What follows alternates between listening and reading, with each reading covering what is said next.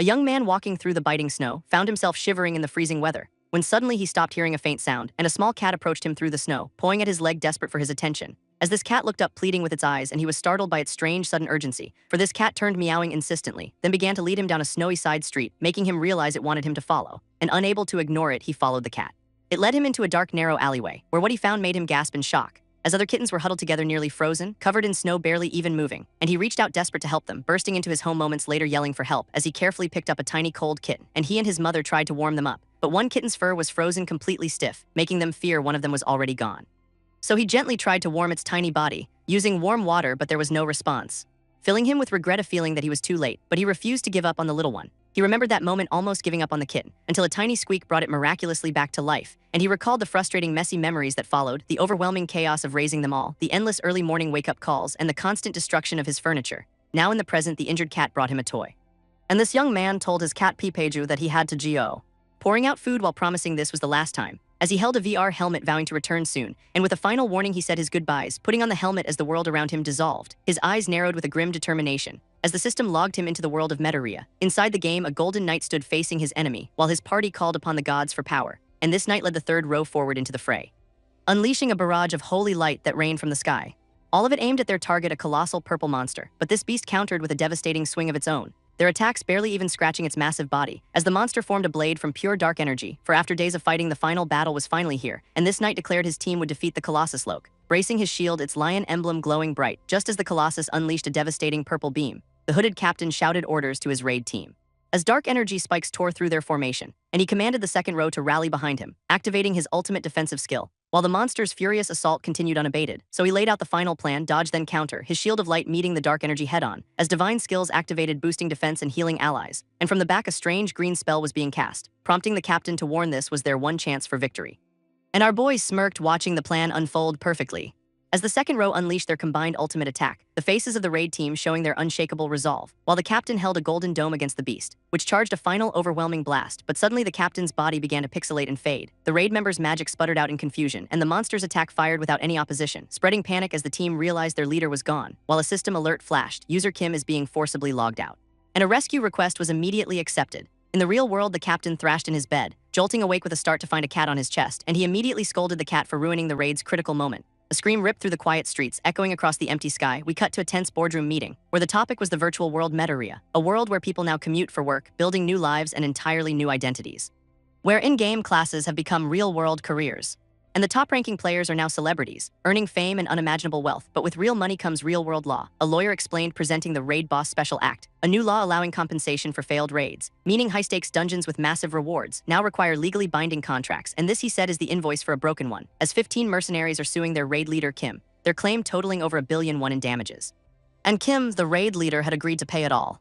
He left the law office utterly defeated, but a former guildmate ran up to him on the street, asking if the rumors were true. Did Kim really sell his gear? And Kim confirmed it was the only way to pay the debt. He sold everything, his entire legacy in the game, his legendary armor, his priceless weapons, all of it gone, which left his guildmate confused. Why attempt a solo run now? And his former colleague then announced he was quitting, making our boy Bao blaming himself for all of this. But the man simply offered him a farewell gift. Though he felt he couldn't accept his boss's gaming rig, Mr. Kim insisted, pushing the box into his arms, and they parted ways with a final somber wave. He returned to his quiet, empty apartment, and utterly defeated, he slumped against the door. His plans ruined, his future completely uncertain, but his cat Pipeju wanted to play despite its cast, so he gave in, agreeing to just 5 minutes, getting the feathered mouse toy ready, and as he started to warm up, the cat watched intently. Before Pipeju leaped with surprising agility, making a small smile finally break through his gloom, as he saw how restless the cat had been, and with renewed purpose he declared the hunt was on, watching the cat stalk towards a cardboard box fort, so he got serious, ready to channel a perfect mouse, making the bait skitter across the floor as he expertly maneuvered the toy around furniture, while Pipeju tracked the target from the shadows, and when the mouse dangled just above the box, a paw shot out, striking with perfect precision, sending the cat tumbling, lost in the thrill of the chase. He continued to tease the injured cat with the toy, as our boy tried to get his cat Pipeju to play a little more, and the cat struggled into its cardboard fort, making him smile, finding the moment precious. While Pipeju, though annoyed, still batted at the toy, its hunter instincts finally taking over completely as it lunged with surprising speed. Later he prepared a special meal for it, continuing their game from a safe distance, but he worried deeply about Pipeju's recovery, the vet's warning echoing in his mind, and he remembered explaining Pipeju's high energy, knowing he needed a way to help without causing more harm, when a notification flashed on his phone, a hospital bill he had completely forgotten about, reminding him he was broke, his living expenses gone. So desperate he pulled out an old box, which held some leftover gaming gear, telling the cat it was partly responsible for this mess, before putting the empty box on his head, a strange solution to a past mistake. When the clock hit midnight, it was finally time. He said goodbye to his pets, lying down as he prepared to log in once more, entering a world of fire and rock. He was taking a huge risk for a potentially big reward, since fishing in a lava zone with no gear is suicide, and he was banking on 6-year-old game knowledge, though he knew the game had changed since then. But suddenly a massive fish took the bait, proving his old secret spot still worked. And this lava trout was a high-tier crafting item, so he settled and ready to grind for cash. Dropping his line back into the molten rock. And for the first time in ages, he felt at peace. Because the last 5 years were a non-stop grind, and though he'd lost everything, he felt strangely calm, trying his best to ignore the tears welling up in his eyes. But then something violent shook his line, shocking him since nothing should be respawning yet, and he wondered if the Phoenix boss was back early when a massive portal ripped open the sky, and a pillar of light slammed into the ground, revealing a creature of ethereal flame. But this was no Phoenix.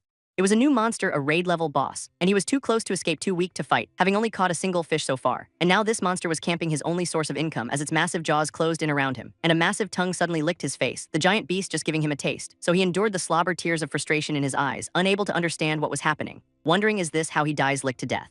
And he screamed for a quick clean end to it all.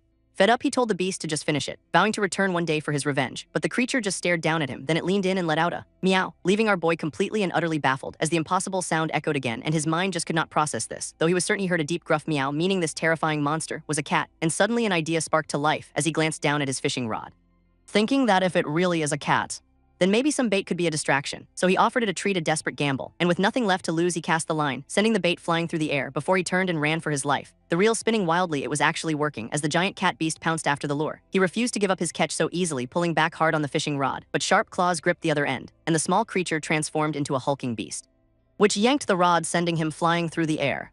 As the beast claimed its prize, reverting to its small form to eat the fish, swallowing the entire thing in one single gulp, its eyes glowing with a sudden surge of power, a look of pure satisfaction on its face, and then the creature leaped from the cliff edge, diving towards him wreathed in crackling energy, and our boy could only watch in horror as a massive blast of power erupted, shattering the ground from the sheer impact, and from the dust a majestic wolf spirit emerged, leaving him stunned, wondering what this creature was.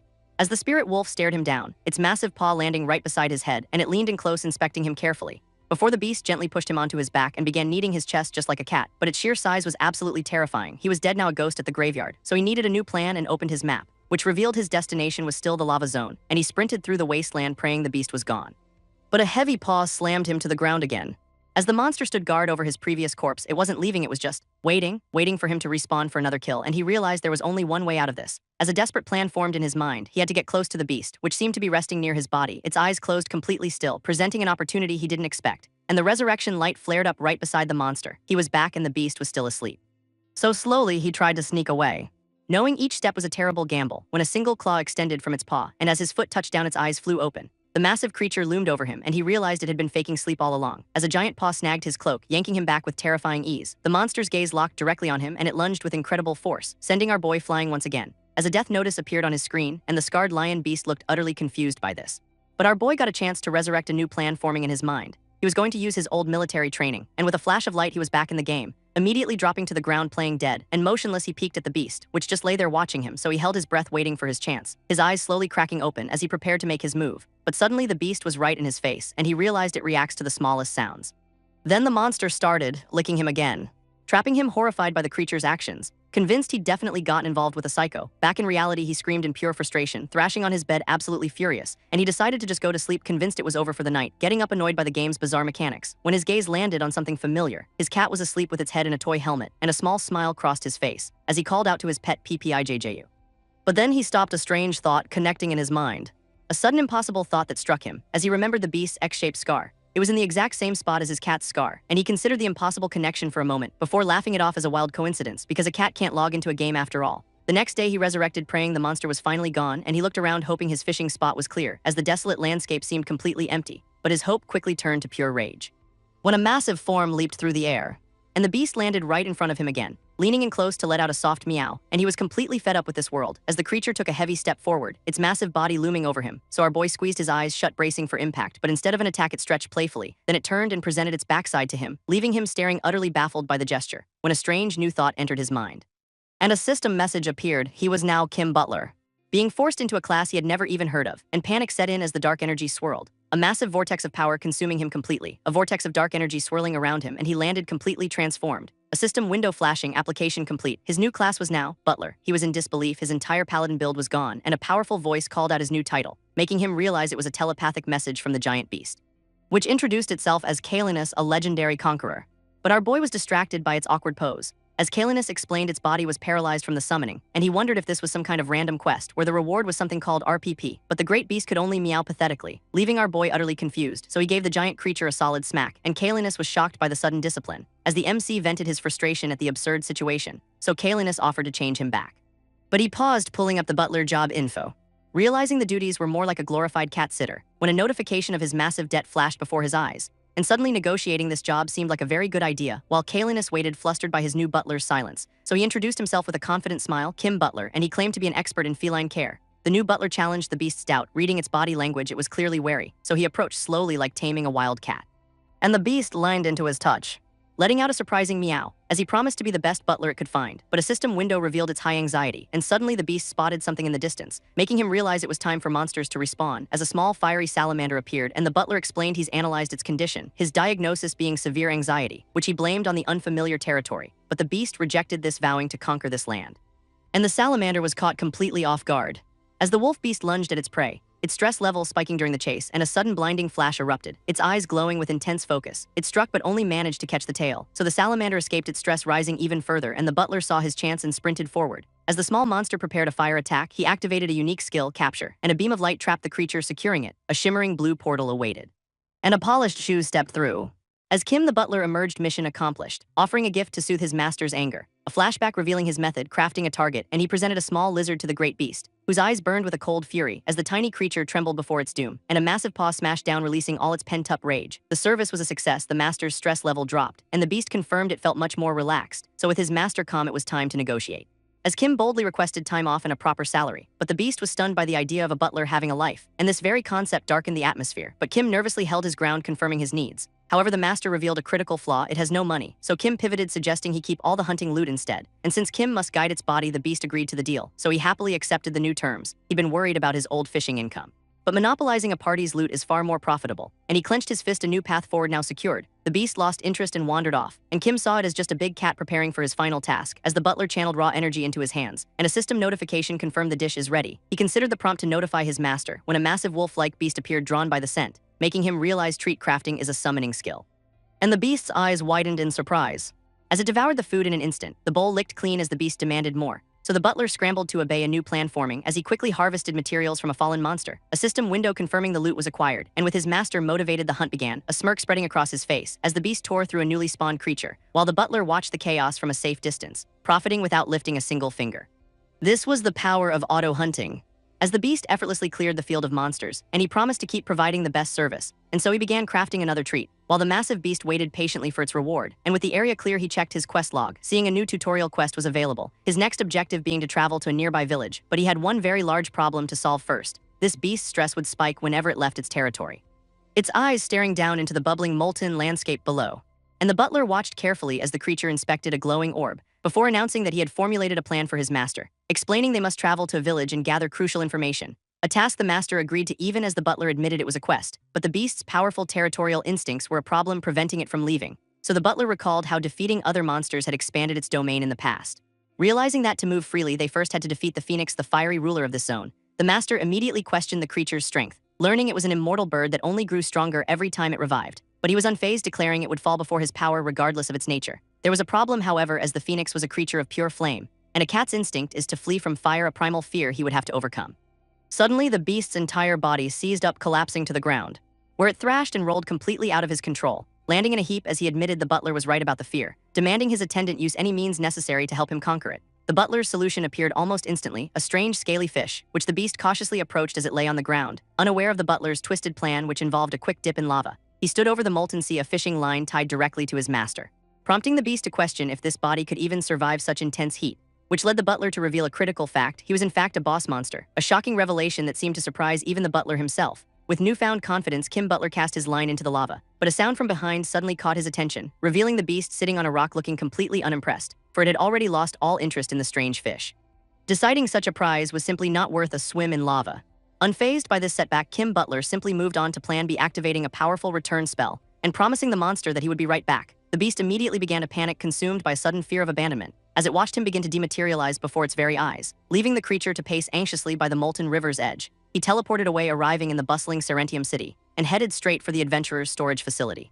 where the shopkeeper greeted him with a warm smile, as he requested a very peculiar and specific shopping list, consisting of sugar cane, spring water, and dynamite, all to tame a monster. He explained with a cheerful demeanor. As he was leaving, he felt a nagging sense that he was forgetting something, and then a sudden realization hit him with full force. He needed one more crucial item for his plan to succeed. Back in the fiery realm, a massive gnarled tree stood against the heat, its powerful roots digging deep into the lava itself. And he threw a grappling hook onto the fire-resistant wood, climbing up before dangling a lit bundle from his position, the bait being sugar cane, the monster's absolute favorite sweet. The man in the suit recalled a key weakness of his target, as a creature began to sniff the air from the nearby shadows. While he waited patiently perched on a gnarled branch above, a tiny flame creature erupted from the darkness, claiming to be the mighty Cerberus, and it roared with all of its might, but in his hand it was just a small flickering flame. The little creature happily nibbled on the sweet offering, as he revealed his true weapon, a bottle of ethereal spring water, which he poured down from his perch high above, instantly dousing the flames and revealing a shocked fire rat. It squealed in pure rage at the sudden deception, while he mocked the creature, calling it cute. Finding the rat's tough act only made him more amused. It tried to sound intimidating, boasting of its incredible power, and even offered to spare him in exchange for the sugarcane gift. But the man just laughed at the tiny, ridiculous threat. The rat soon realized its flames were completely useless while it was wet, and enraged it lunged forward to attack him directly, zipping past him in a blinding flash of movement. Before the rat leaped back towards the lava seeking safety, it dove straight into the molten pool without a second thought, and he smirked, knowing the special water had removed its flame resistance, causing the rat to immediately scream in agony from the heat. It scrambled frantically out of the lava, its tail smoking and charred. And defeated, the creature lay whimpering on the ground. A system tutorial suddenly appeared explaining the process of minion creation, followed by the image of a gloved hand holding a silver platter. As a butler carried the dish, a terrified voice trapped inside, where a tiny pink creature panicked under the heavy lid. The butler coldly called it a necessary sacrifice for his master, which made the creature freeze, shocked by this terrible news, and it wailed about its cruel and unfair fate, its desperate cries for help echoing from within the platter. The butler then offered a deal, survival in exchange for obedience, and the creature instantly accepted, begging for instructions. Option 1 was to become the master's loyal minion, which guaranteed complete immunity from the master's attacks, while option 2 was to betray the master by pushing him into the lava. The creature quickly agreed to the first option, holding him to his promise, so he summoned the minion creation interface and pressed the glowing start button. A brilliant magic circle ignited on the ground, enveloping the small creature in its radiant light. As immense power surged through its tiny body, completing the transformation in a blinding flash, steam began to curl from beneath the silver dome as a monstrous beast waited patiently by a river of lava, and the butler approached his master with a confident stride. The master, a great beast, asked why Kim Butler was so late, and Kim Butler presented his offering, promising a thrilling surprise. A puff of smoke erupted right before the beast, and the monster peered curiously through the strange lingering haze, hearing a faint squeak confused by the unfamiliar scent. A tiny mouse appeared from the smoke, making the beast feel strange, as its heart pounded with an unfamiliar and thrilling excitement. The small creature stomped its foot with surprising confidence, triggering a flashback that revealed the butler's mission for Squeaky, who now must guide its new master for their greater cause. Using a speed potion, Squeaky dashed off into the distance, and the chase began across the barren, fiery landscape. As Squeaky leaped gracefully across a wide chasm, the beast followed close behind, landing hard on the other side, and it roared, vowing the little mouse would not escape its grasp. But Squeaky was clever, leaving a trail of fire in its wake, causing a wall of flames to erupt in the monster's path. It leaped cleanly over the blaze undeterred, as the mouse continued to lead the beast through the winding canyon, where the butler waited patiently by a narrow passage. He realized the monsters were far too close together, and knew he must detonate the bomb to ensure his own escape. A beast lunged forward, its claws glowing with immense power, and Squeaky realized that Kim Butler had tricked it. A man with spiky hair screamed for Squeaky to run, but the monster's glowing eyes locked onto the man instead, and it slammed him hard into the ground with brutal force. The pink mouse apologized for the failure and quickly fled. But the beast gave chase, instantly hot on its trail. As it disappeared into a narrow, dark crevice, the wolf stopped, sensing that something was wrong, as the path opened into a hellish, unfamiliar landscape. The mouse waited on a lone rock spire in the distance, but suddenly the beast landed right behind it, glowing with power as he declared there was no escape. The mouse, now wearing a tiny bow tie, offered a game, taunting him to a chase before leaping away into the void. The wolf dove headfirst into the abyss without hesitation, and a moment of pure shock hit him as he fell, twisting desperately in midair to avoid the fatal drop. On the cliff above, his master suddenly appeared. As the beast clung to the ledge, barely saved from the fall, he thought for a moment that his master reminded him of a pet cat, and the master asked about this family he was supposedly supporting, calling him a cute but overly competitive creature. A memory surfaced of a real cat's gentle touch, as the cat pulled back for a moment, hesitant, before committing, placing its soft paw on his hand. This distant memory brought a faint smile to his face, and he offered his own hand, promising to lend his courage. But then he suddenly shoved the beast's paw away. The wolf plummeted into the chasm as his master watched, completely unmoved, and the small beast dove into a sea of churning lava. The man in black watched as his companion submerged completely, only for it to emerge larger, now finding the heat surprisingly pleasant. With its fear of fire finally gone, it was ready to hunt the phoenix. They moved together through the molten landscape, as the beast explained how the phoenix grows stronger with each revival. But his subordinate Kim Butler assured him he had a plan. From the lava ahead, a fiery form began to rise, and the phoenix appeared, mocking their foolish challenge. This vast fiery arena would set the stage for their battle. As the winged beast crouched, watching its prey with burning eyes, the master knew the beast Kalinus could fight it, but its immortality was the key. So the plan was to strike its core during the second resurrection. Kalinus expressed doubt that its body could handle such a task, but Kim Butler confidently promised he would make it possible. The phoenix swooped down from the sky to attack, its eyes burning with an ancient terrible rage, and Kalinus charged forward to meet it head-on. A torrent of fire engulfed the entire battlefield, but the beast split into two, expertly dodging the flames, and wreathed in blue energy it leaped through the air, its claws tearing deep into the flaming bird. Kalinus slammed the phoenix hard into the ground, and the creature dissolved, vowing to rise once again. Kim Butler reported to his master that Phase 1 was complete, knowing the phoenix would return twice as large and destructive. A ball of fire began to spin rapidly in the air, as flames erupted from it, slowly taking shape, and a torrent of fire blasted forward with incredible force. The resurrecting phoenix was born from the ashes, vowing to turn them all into dust. The beast roared, facing the raging inferno without fear, and leaped directly into the wall of fire. While the phoenix soared through the burning sky above, it dove down like a blazing comet aimed right for them, and the MC and his beast stood together waiting in the flames. He revealed the next part of the plan: to attack when it slows down to rise again, and his companions leaped into the air, intercepting the target. The beast dodged a series of fiery blasts, closing the distance, and latched onto the phoenix in the middle of its flight, holding it trapped in its powerful grip. A massive explosion of light and power followed, and the MC was stunned they had caught it so easily. The defeated phoenix vowed to rise again and burn everything to the ground, but the beast crushed its head, ending the threat for good. Its fiery essence retreated back into the volcano, and the MC told his small companion to lure the master once again. As he prepared himself for the real challenge was beginning now. Elsewhere, a hooded archer readied their bow to strike, just as a massive explosion erupted from the volcano's peak. The ground erupted in a wave of fire, as the volcano roared violently to life, but this was all part of his intricate plan. He raced along the crumbling cliff edge as the lion beast landed with a deafening crash, facing a tiny pink creature in the dust. It was a showdown of impossible, ridiculous odds, and the beast's tail sent Squeaky flying through the air, but the little guy was simply too fast to catch. He led it on a dangerous chase through the chaos, as a powerful strike missed him by mere inches, luring the beast to the perfect pre-planned spot.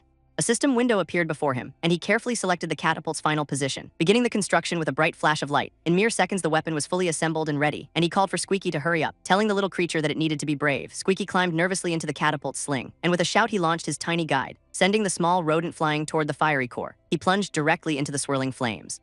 As the lion beast dove in for the final attack, a memory surfaced, becoming a minion grants immunity, and Squeaky realized he might have been tricked after all. The butler celebrated his hard-won brilliant success, as he revealed a terrified mouse on a silver platter, and the tiny creature learned this was no paradise. The wolf creature praised Kim Butler's clever and effective strategy, while an announcement declared him the new ruler of the lava zone. His new domain was a massive fiery fortress, and he and the wolf crossed a narrow bridge over the magma below.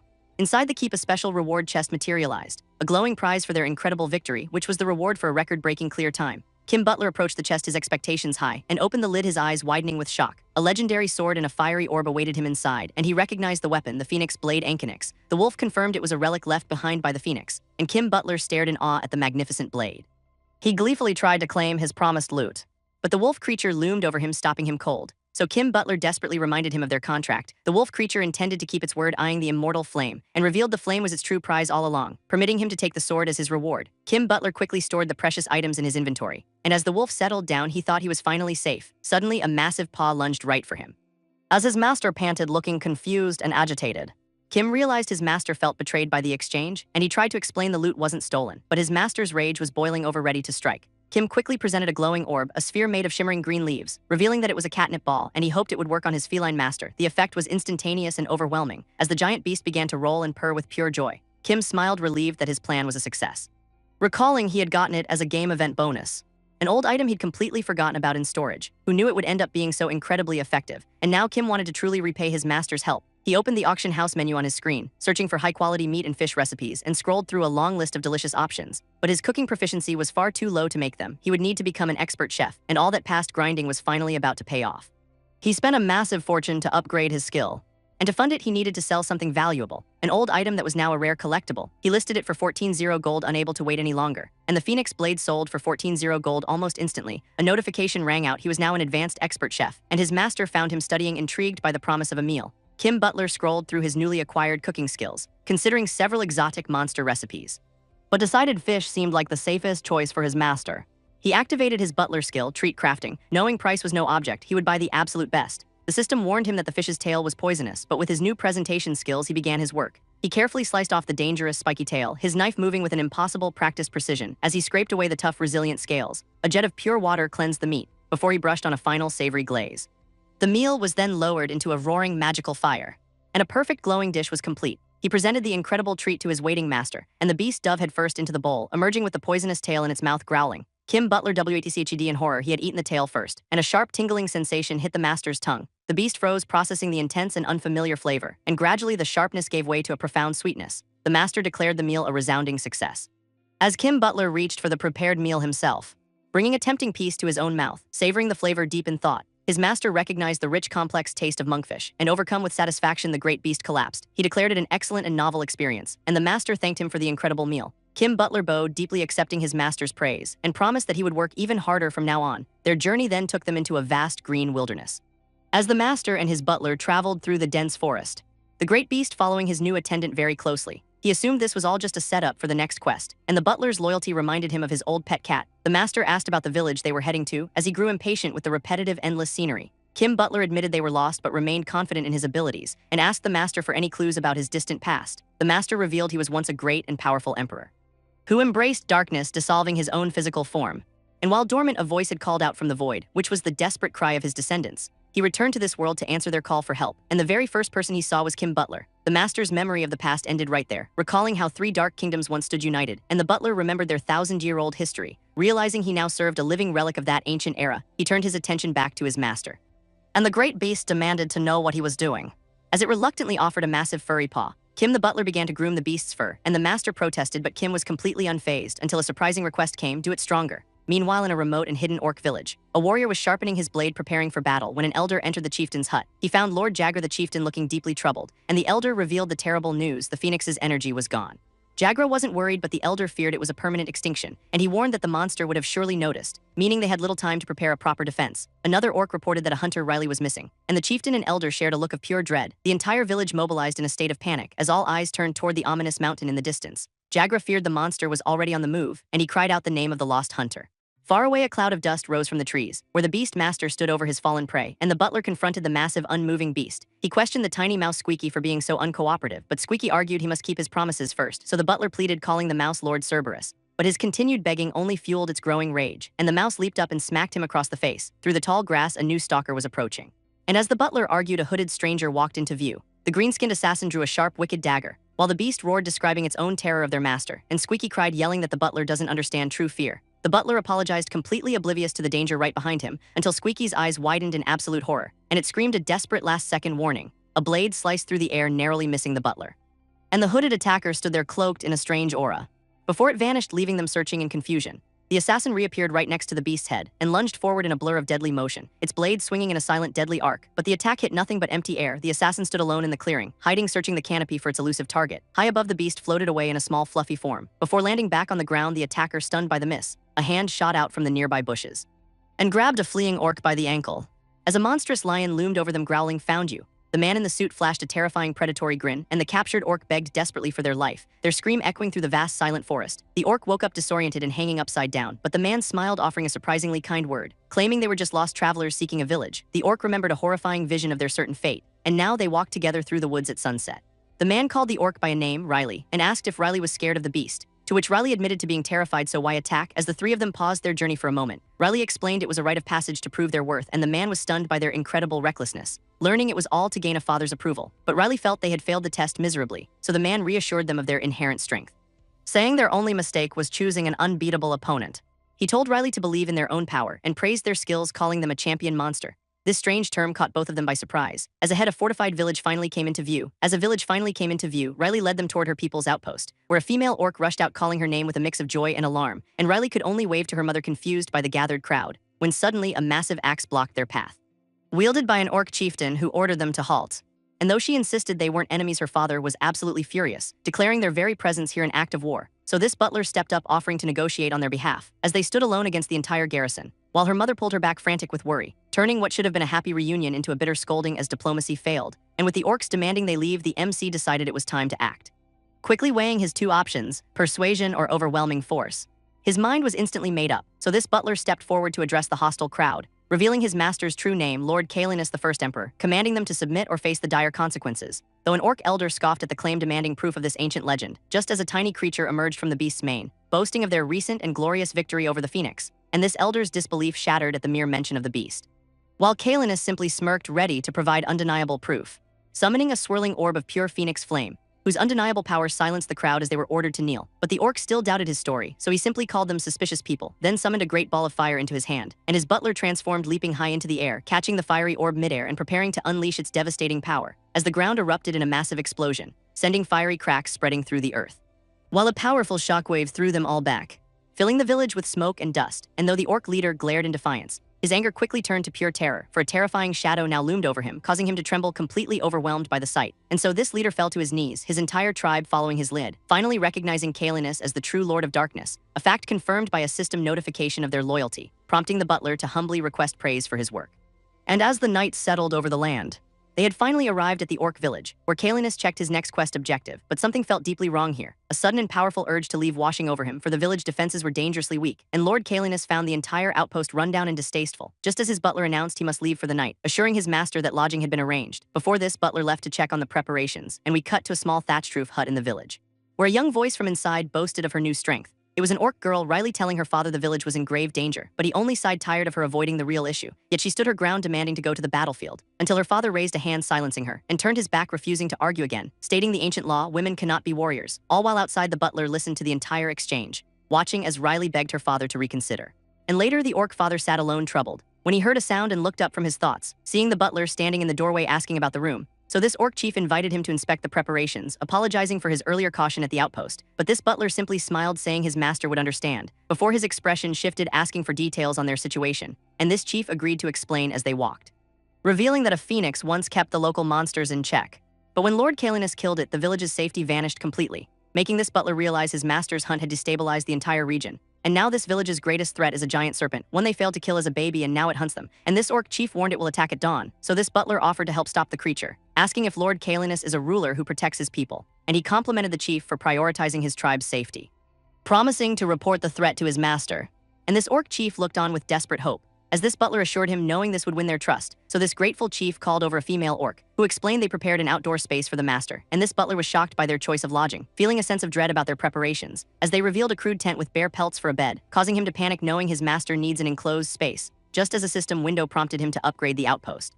And he realized the tutorial was guiding him once again, so he thanked the female orc for her efforts, then asked to make some improvements himself. And this female orc gratefully accepted his offer. So he selected the living area to begin the upgrade, where this option to customize caught his eye, and he remembered earning points by satisfying his master, deciding to invest those points again, knowing exactly how to build the perfect space.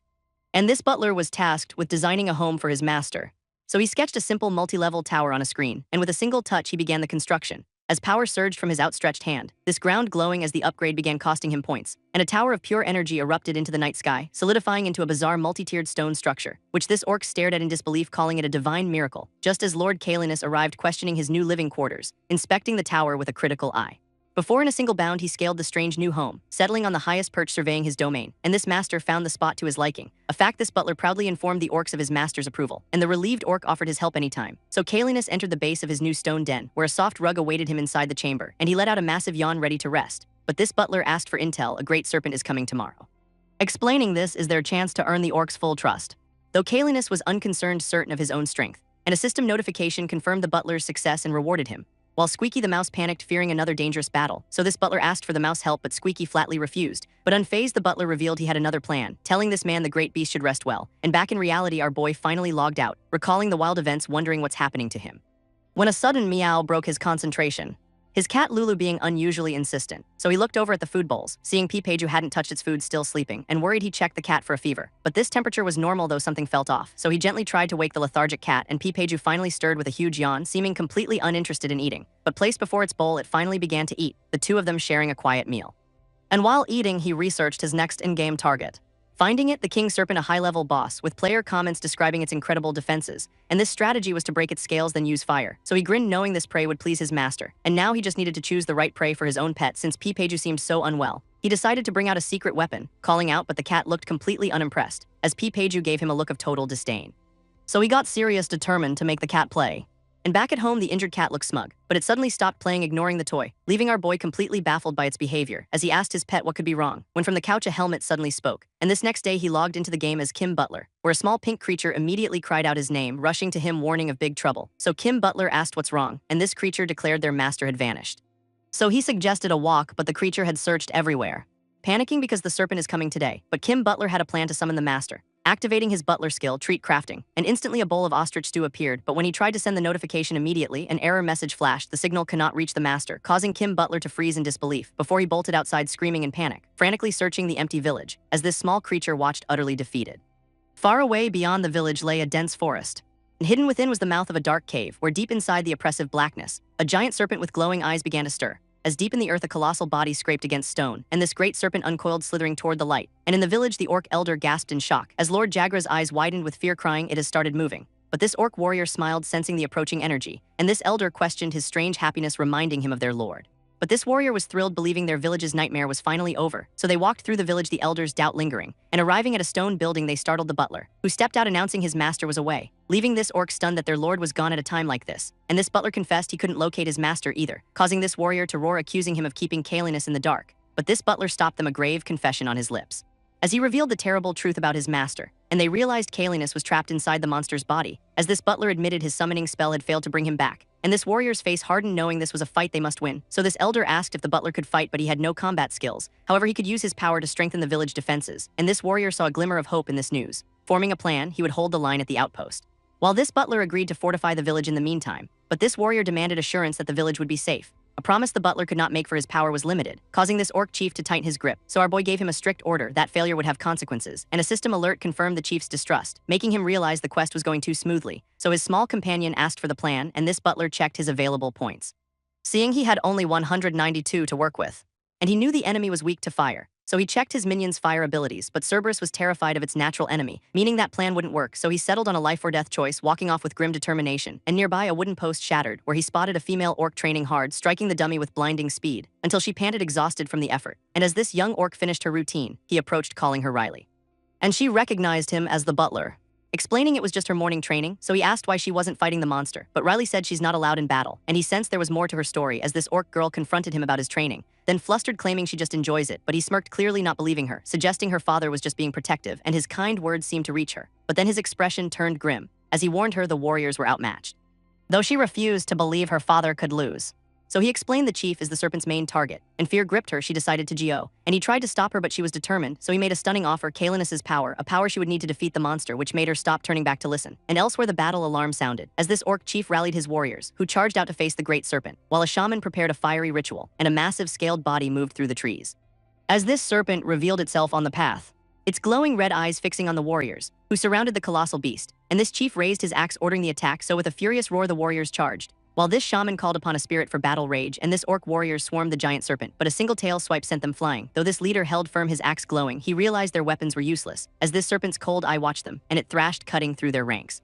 So this shaman chanted a desperate spell, and empowered the leader struck again, and this time the scales finally cracked, making this beast hiss, feeling the blow, before it turned and fled into the forest. So this warriors gave chase immediately, as the serpent slithered toward a river where it coiled, preparing a counterattack, a strange energy gathering in its maw, and a warrior leaped in for a decisive blow. But the leader found its scales had hardened, as green mist began to leak from its body, and he screamed for everyone to fall back, just as this serpent unleashed a cloud of poison, and he realized it was a deliberate trap, as this poison seeped right through their skin, a creeping paralysis taking hold, and this leader felt his body going numb, helpless as he faced the serpent's final strike, as this giant serpent's maw opened wide, and his warriors screamed for their chief to run, but the orc chief was frozen in terror, giving one last order, lead the tribe to safety, just as this snake's fangs sank into his arm, and it lifted him high, swallowing him whole.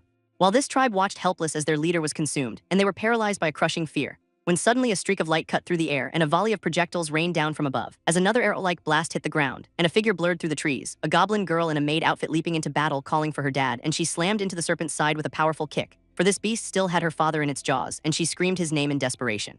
While inside the chief was being crushed, his bones beginning to crack and splinter, as he was pulled deeper into the monster's gullet, and he gasped for air, believing this was the end, his eyes slowly closing as he gave in to the darkness. But then he heard a familiar voice, Riley's, and this snake suddenly recoiled, struck by an unknown force, its head covered in a strange expanding foam, and this giant serpent struck, spitting a paralyzing agent, turning its glowing red eyes on the maid.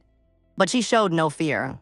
Her daggers drawn, she prepared for battle, and this butler rushed to Lord Durgan's side, as his tiny companion activated a skill growing massive, and he reached the fallen orc lord. But even in its giant form, the creature was terrified, so this butler ordered a full retreat, loading Durgan onto its back, and nearby the other orcs began to stir, seeing their unconscious lord being carried away. So this butler ordered them to evacuate to a safe place, warning them not to interfere in the fight. As this serpent lunged forward with incredible speed, and this maid dodged the devastating attack, sprinting up its massive scaly back, her dagger poised to strike a vital point. But she realized the beast was too fast, so she pushed her own limits, accelerating. But a sudden tail whip sent her flying, throwing her helplessly into the sky before crashing back down to earth with a thud, and dazed, she admitted she couldn't match its speed. Elsewhere, someone groaned, waking up, as Lord Durgan finally regained consciousness. And this orc chieftain asked who was fighting the serpent.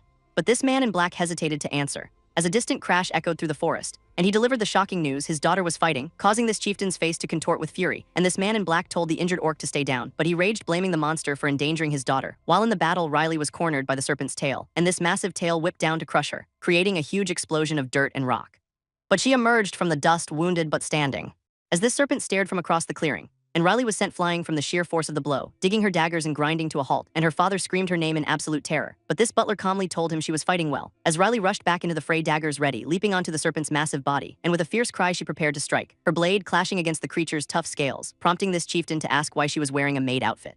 And this butler explained it was the uniform of Kalinus's minions, that she joined them to gain power and protect her tribe. So her father asked the only question that matters, can she win? And this butler admitted she was outmatched but believed she could. So Riley leaped and spun her daggers, flashing, landing a sharp blow on its massive tail, her blade sparking against the hardened scales, and again she struck without hesitation, causing this giant serpent to roar in frustration, whipping its tail, sending her flying.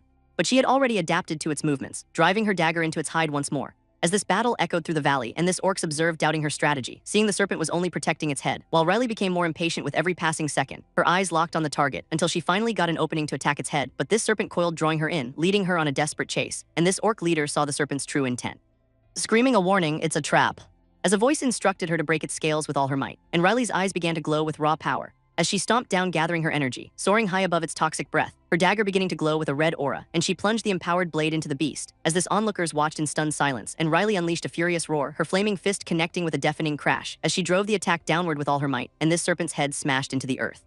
A brutal impact that ended the monster's rampage, but the power faded and Riley collapsed in pain, the giant snake lying motionless, its eye socket smoldering. And on a nearby hill, orc scouts witnessed the aftermath. Seeing this colossal beast was finally dead, so the scouts erupted in a cheer and charged forward, as this entire village celebrated their newfound hero. But this orc chieftain watched the scene, his face grim, and this man in the suit questioned the chieftain's choice, explaining he saw Riley's rare potential long ago. And this chieftain revealed his daughter always dreamed of being a warrior. So this man in the suit smirked, asking what comes next, but her father remained silent, lost in thought, as this crowd began a roaring chant for their champion, lifting Riley up, cheering her name. And from the edge of the crowd, the man in the suit watched, calling out to Riley, but this chieftain grabbed him, asking if his daughter was safe, just as Riley rushed toward her father, asking about his well-being as he pushed the man away. This chieftain's eyes burning with a new resolve, the chief stood before the tribe, praising his daughter Riley, as he declared her their greatest warrior, apologizing for his past harshness while pulling her into a tight hug, and her eyes lit up with the sudden joyous realization she could finally join the battle, though he hesitated for just a moment, a heavy sigh escaping his lips, before he finally agreed that a warrior's place is on the field, which made her crush him in a powerful, grateful embrace. While the butler watched this touching family reunion from the side, cheekily pointing out her newfound impressive strength, earning a silent, thoughtful glare from the chief, who then turned, admitting his own arrogance toward the butler. An apology the butler accepted, offering his own in return, and a fist bumped his chest in a clear sign of newfound respect, as the entire tribe then turned to thank him for saving them all, a quest notification popping up to confirm his success. And he reflected on the service fees that made this victory possible, a great wave of relief washing over him. But this was, after all, still just the tutorial, and he knew the real work was only just beginning. So he turned to address the bowing orc warriors, giving all the credit for their salvation to his master Kalinus, a name the orcs began to murmur with a new and profound reverence, which the butler then used to lead them in a celebratory cheer. But the orcs were utterly confused by the unfamiliar word. So Kalinus took a moment to teach them a new victory chant, and soon the entire tribe was roaring in perfect thunderous unison, praising their new lord as they began the journey back to the village. A long march through the dense forest now beginning, during which he praised Squeaky for its courage during the fight, though the little mouse was quick to remind him its assistance has limits, and Kalinus revealed he'd finally found the sugarcane field. But first he explained he needed to interrogate the captured orcs, because up ahead Riley the maid was waiting for him, stopping him in his tracks because she needed to ask something important, as she was deeply curious about the strange flames that had appeared on her sword, the very power that allowed her to pierce the great snake's scales, an energy she had never felt before in her life. And he told her it was simply her own hidden potential awakening, explaining that her tribe has a natural affinity for the fire attribute. So she asked if he truly believed only she could have done it, stunned to learn that this incredible power was her own all along, which he smugly confirmed, having known of her skills from the start. And she apologized for underestimating herself so deeply, but he just scoffed, reminding her that he's no hero, his harsh encouragement making her blush with a mix of embarrassment and pride, and a new steely resolve filled her eyes as she sprinted ahead, ready to train even harder than before, while Kalinus watched her GO with a deeply satisfied smile, a system window appearing to display her now impressive stats. But when he checked his resources, he found he didn't have enough RPP, His master was still too weak and he needed another way to help her. And then he found a solution, an equipable essence, a low-cost item that offered a massive boost to fire damage, though he thought of his master's constant grueling training and worried that a sudden unearned power-up might devalue all her effort, making him struggle with how to present this gift to her. But he decided to proceed anyway, hoping she would understand his intentions, and later he arrived at a secluded hut, where inside he began to speak with an injured orc who carefully considered the information he was being given, connecting the strange story to the nearby Noctin kingdom, a failing kingdom he explained that was desperately seeking an ancient power. And the butler realized they were looking for his master Lord Kalinus, but the location they were searching didn't make any sense. Until the orc mentioned a mysterious altar, a possible summoning site, which the butler considered investigating before quickly rethinking it. As the orc warned him, the altar was impossible to find, and with all the necessary information gathered, he finally left the hut, a system notification appearing to announce tutorial stage 3 was complete, giving him a new main quest, find the summoner in Noctin. And though the mouse worried his master wouldn't return, he was certain he would.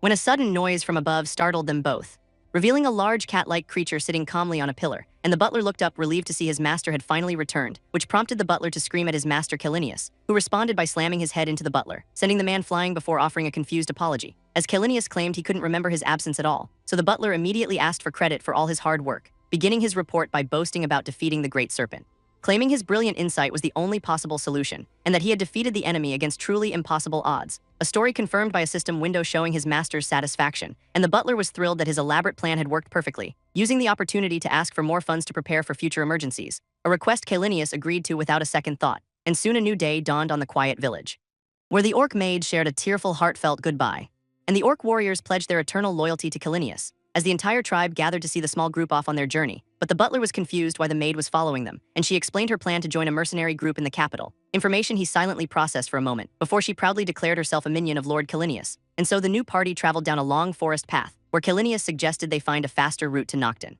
prompting a small pink mouse to hop off his head in protest, as the mouse argued, demanding they first reach a sugar cane field, while the butler worried about how to keep his master entertained. And just then one of the minions made a sudden run for it, but the giant beast it served remained perfectly still, and the minion looked back, confused by the complete lack of a chase, seeing its master's eyes, which were cold and unmoving, as he simply asked if the little creature was feeling unwell. And the butler tried to stop them as the master grumbled about disrespect, while another minion taunted him, earning a grim compliment for its bravery, and it even summoned a ball of fire, but the master showed no interest at all, until finally the beast snapped, lunging at the screaming creature, catching the minion with ease and tossing it high into the air. And while the maid despaired, the butler had a new plan, deciding in that moment to summon all his minions at once, opening a dark portal that pulled the small creatures inside, an act that left the maid and the last minion completely baffled. So he explained they were stuck as long as the master refused to move, a dark shard materializing in his gloved hand, his plan being to reduce the master's resistance by lessening his total weight. And with that, the butler began to climb onto the massive beast's back, asking if his presence was a bother, which the master confirmed was unpleasant. But the butler insisted it was necessary, and the master reluctantly agreed. So he gave simple instructions, just walk and he would guide the way. And the master's massive paws finally began to move, setting off at a gentle walk that was already surprisingly fast, as from high above they traveled down the winding forest path, when suddenly the master broke into a full-speed run, sprinting through the woods like a force of nature. But he was going completely the wrong way, and the butler found him only after a chaotic and destructive battle, where the master demanded a simpler solution for their travel. But the butler feared that any other method might mean losing him forever, until a new tutorial offered a surprising option, a perfect solution appearing right before his eyes, and he activated the master miniaturization feature, a process that began by enveloping the giant beast in a brilliant light, which then erupted into a massive cloud of smoke. And from the swirling mist, a tiny form slowly emerged, the once fearsome beast now nothing more than a small cat, his entire world having suddenly grown impossibly massive around him. And the butler was absolutely thrilled with this new portable form, briefly considering summoning a mount for them, but ultimately deciding to carry his master instead. And so they found a much more comfortable way to travel, with the butler taking the reins of a handsome carriage, while inside the others relaxed in surprising luxury, their journey continuing peacefully across the countryside, as the horses pulled them steadily onward toward their destination, until finally the butler halted their progress, his tiny companions resting soundly inside. And Squeaky was woken up with the news that they had arrived, which sent the small creature dashing out into the field. And Squeaky the mouse was utterly amazed by what he saw, for he had found his paradise, a vast bamboo forest, and the butler waved him off with a warm smile, even managing to fake a few tears for the momentous occasion. But Squeaky wasn't letting him off the hook that easy, reminding the butler of a solemn promise to find him a mate. When suddenly a desperate scream cut through the peaceful air, as a massive bird of prey dove from the sky, its target a terrified female mouse cowering below, and the bird snatched her in its talons, flying toward the forest. But for Squeaky it was love at first sight, and he dashed off in a heroic, determined blur, leaving his stunned companions far behind. A farewell the goblin maid confirmed with a simple nod, and the gray familiar suggested they should probably rest. But the butler was far more interested in getting some treats, which made the maid realize he was just hungry. So he requested some meat and she agreed to prepare it for him. And he activated his butler skill, treat crafting, an idea for the king serpent meat sparking in his mind, as he imagined a perfectly seasoned and grilled dish. And the system asked if he wanted to apply the new recipe. But just then the gray familiar let out a loud, insistent cry, a sound the butler recognized immediately, as it was the same meow his own cat Pepeju makes when asking for food. And he wished his old friend could taste these incredible flavors, thinking it was a shame he couldn't be here with them, knowing that sharing a meal would be such a simple joy, and he carefully began to prepare the fish, dreaming of a peaceful life with his beloved pet. Meanwhile, deep in the dense bamboo forest, a large bird swooped down on its helpless prey, a small mouse fleeing in absolute terror. But another mouse saw the attack unfolding, and it unleashed a sudden, brilliant burst of flame. A fiery ring that hurtled through the air toward the predator, which the bird narrowly dodged with a flap of its wings, glaring down as it locked onto its new target, and the pink mouse scrambled to escape the coming assault, as the predator dove with its sharp talons extended. But a flame barrier erupted around the mouse just in time, a fiery shield that engulfed the attacking bird, which scorched and in pain quickly retreated, and the pink mouse turned to the one he had just rescued, a brown mouse who thanked him for saving her life. And he asked if she was injured in the attack, to which she claimed to be fine, just a little shaken. But her legs suddenly gave out from the lingering fear, and he caught her in a gentle, supportive hug. While deeper in the forest, armed mice called out for someone named Trya, two mice calling desperately for their sister, who they finally found deep within the bamboo forest, safe and sound, explaining how a kind stranger had saved her. And her relieved sisters offered their deepest, most sincere thanks. But the rescuer said he was just helping his own kind, and the saved mouse Trya looked at him intently, shyly asking him for his name, which made him freeze, a deep blush spreading across his face, as a vision of a different life flashed before his eyes, a memory of a mother's love and gentle care, a childhood spent playing happily together, a future of love, marriage, and even shared grief, a whole community to finally belong to, a life filled with shared sorrow and joy. And he considered a new life here protecting them, his heart pounding with a powerful newfound purpose, and he puffed out his chest, making a sudden dramatic choice, declaring that he is Cerberus, minion of the Avatar of Darkness, an answer that left the mice completely and utterly bewildered. And elsewhere, a luxurious picnic was well underway, as the butler presented a magnificent dish of grilled eel, inviting his companions to eat alongside their master, and he demonstrated how to make a perfect lettuce wrap, adding just the right seasonings for the ultimate flavor, offering the first delicious bite with a proud smile, a piece of lettuce which was offered to Caelinus, as the butler demonstrated the proper way to eat it, and the picnic proved to be a complete and total success, making the green-skinned maid absolutely overjoyed, though he told her to thank their master Lord Caelinus for the meal. But the butler couldn't help but notice his master's expression, as Caelinus looked completely and totally stone-faced. So he explained this was actually a look of pure, unadulterated satisfaction, because internally Caelinus was experiencing a massive flavor explosion, a success that caused the butler's service fee to increase, when a rustling sound came from the nearby woods, and the small pink rat Squeaky suddenly emerged, approaching the group with a clear sense of purpose, and the butler asked why he had returned all alone, to which Squeaky declared he chose loyalty to Lord Caelinus, insisting that serving the Avatar of Darkness was his true calling. The butler, however, said that he couldn't come with them, because their journey ahead was far too dangerous for him, but Squeaky insisted he had a solution to that problem. He just needed to become stronger, that was all, and he absolutely refused to be left behind, addressing the butler with a new respectful title, when suddenly more rat-like creatures appeared from the woods, running desperately across the field toward them, pleading for help as they explained they were being hunted, and Cerberus blushed at the unexpected question, as the mousefolk pleaded for help against the vicious eagles, which made him remember his own quest for the hidden tunnels, and a brilliant idea began to form in his mind. So he asked if they could guide him to the tunnels, and they offered a deal: kill the eagles and they would provide a guide. While high above, the eagle threat circled menacingly, vicious predators patrolling the clear blue skies, and a massive eagle spotted its prey far below, sending the small creatures scattering across the plains in terror, as an entire flock descended upon them, folding their wings as they prepared to dive, their attack coming in a deadly silent plummet, turning the open field into a terrifying kill zone. But Riley leaped into action, her daggers already drawn, and Cerberus let out a furious, defiant roar, as fire and steel met the brutal aerial assault, and Riley sliced clean through an eagle, gaining experience, moving like a whirlwind of death as she felled another, while Cerberus unleashed a powerful torrent of flame, the fiery beast incinerating another predator in midair, leaving the battlefield littered with fallen eagles. Victory that caused both Cerberus and Riley to level up, and a mouse creature approached the victorious Cerberus, the little beast looking on its mission finally accomplished, as a small creature peeked cautiously over a nearby ledge, and the maid recognized the pink one as Lord Cerberus, while the other mouse-like villagers watched nervously from a distance, and one villager asked Cerberus to stay with them, as Cerberus blushed, his heart pounding in his chest, the villager confessing a deep, sudden connection to him.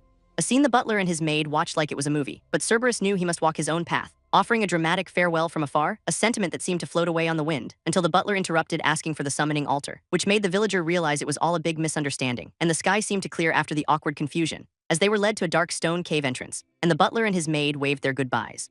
He looked down at Cerberus, who had clearly made a decision, realizing it was time for a serious conversation. So he explained Cerberus's old role, which was simply to be bait, and Cerberus asked if that's all it would ever be, panicking at the thought that its master had lost interest, which made the maid plead for him to give Cerberus a real chance. But the butler insisted he wouldn't force it to do what it fears, explaining that he thought he was setting it free, but to stay it would have to become much stronger, a challenge which Cerberus immediately accepted.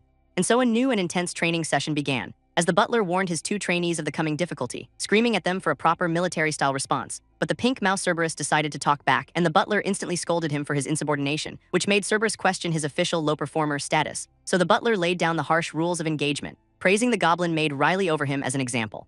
And Cerberus was threatened with immediate expulsion from the group, which made him panic remembering all he had sacrificed to be here, and he quickly apologized, falling back in line. As the butler established a strict military-style command, a challenge Riley eagerly and perfectly accepted, making Cerberus grumble at her flawless attitude, and the butler listed the 3 primary training goals, saying their performance would decide his future methods, and Cerberus shouted his understanding ready to begin, the first exercise being a simple hunting game, with the goal of reigniting the shrunken lord's interest in play, as the butler wanted to see Cerberus's progress for himself, and the participants took their marks on the field. With a sudden burst of confidence, Cerberus prepared to run, the chase beginning as Cerberus erupted in bright flames, his strategy being to act as the perfect uncatchable prey, and the shrunken lord lunged for the fiery target, the star-marked cat leaping into action with incredible speed, its paw slamming down, pinning the target instantly.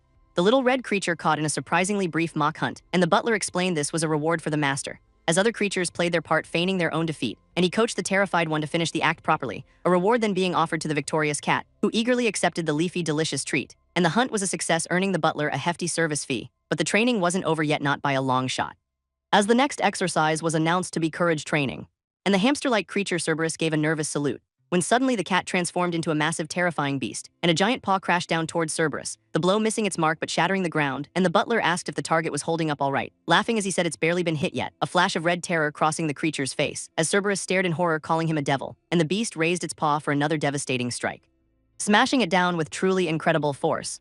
And again the ground cracked and split under the blow, and again the assault continued, relentless and brutal, the creature somehow enduring the terrifying barrage, the entire landscape now scarred by the massive impacts, and the tiny fire mouse erupted in flames, defiant to the end, a memory flashing of being instantly crushed by a giant paw. Then back in the present, Riley announced it was time for teamwork training, and the maid questioned the plan to use Cerberus as bait. But Riley explained their master might avoid a larger foe, though the mouse argued they've already faced a giant phoenix, but Riley warned them of even bigger monsters that lie ahead, knowing that guardians are always massive and incredibly powerful, and the maid agreed they must distract the master first, their goal being to provoke him into smashing a huge rock, because the more he wants his target, the stronger his punch will be, and Cerberus vowed to be the perfect, most frustrating annoyance, so the team spread out, taking their positions around the field, the maid getting ready to throw the bait into the air, while the fire mouse ignited, becoming a second tempting target, and with the signal given, the training officially began, as she hurled Cerberus just as the master attacked, our boy roaring as he chased the creature with a fiery hand, and the maid braced herself to intercept an incoming fireball, taking the blast just as Cerberus crashed right into her, the little creature landing on its feet and still running, as Cerberus called out, trying to redirect the chaotic chase, field becoming a blur of fire and frantic motion, as the master relentlessly pursued his frantic, desperate team, lunging forward and snatching the flaming mouse right out of midair, and the butler summoned his monster Cerberus, but today he chose his other companion instead, a tiny mouse that erupted into a magnificent fiery beast, the two monsters facing off across the open field, his eyes narrowing, his focus becoming absolute, as he pressed start, initiating a strange and mysterious process. A ritual beginning at a weathered stone altar, which caused the fiery mouse to become a docile pink creature, while Cerberus transformed into a raging, powerful beast, and later the butler ascended a long stone staircase, carrying his master, followed closely by the maid Riley, and they arrived at a large circular ruin, where he began to frantically search the area, the newly tamed mouse following close behind him, and Riley asked what he was looking for, so he explained he needed to find a key for the altar, having thought the master himself was the trigger. And he asked Riley to hand over their master, lifting the small creature up high toward the sky, but this desperate attempt didn't work at all, which made the mouse think the butler was finally losing it, and Squeaky now pledged his undying loyalty to the butler, a sudden power shift that left the butler completely stunned, as Squeaky suggested returning the master to his true form, and the butler realized the simple, obvious solution had been there all along. As the great wolf materialized upon the ancient altar, the runes etched into the surrounding pillars began to glow with a faint, ethereal light, suddenly ripping open a massive, crackling portal in the air before him, a clear sign that this altar was finally responding to his immense power, an aura so vast his miniaturized form had previously concealed it entirely, and as raw energy gathered within the swirling vortex of the gate, the light from inside grew to a blindingly bright intensity. The great wolf simply stared down at the gate he had summoned.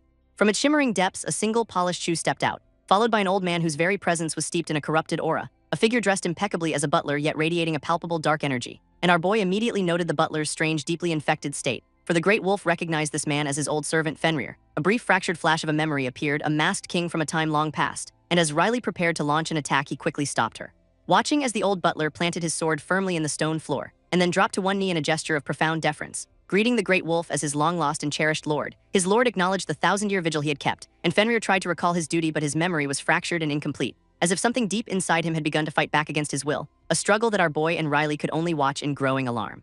Suddenly the infection flared violently, twisting his features in pure agony, his eyes turning a solid, horrifying black as the corruption took complete hold, and he roared, his body warping and contorting into a monstrous new form, a captured man struggling desperately against a power that was consuming him. He held vital information they needed, but he was fading fast, and the clock was ticking to get what they needed before he was lost forever.